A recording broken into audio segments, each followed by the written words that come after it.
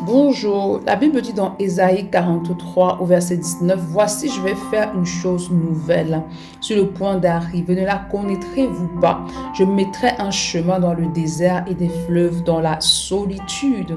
Ici, le désert, c'est un lieu en fait aride où on ne retrouve pas d'eau. Le désert, c'est un endroit où il n'y a pas d'eau, il n'y a pas de verdure. C'est un endroit où l'homme ne pourrait vraiment pas vivre. Donc, lorsqu'il parle de solitude, en fait, c'est vraiment un lieu désert, un lieu sec, un lieu où tu es seul, où il n'y a rien, il n'y a pas de provision.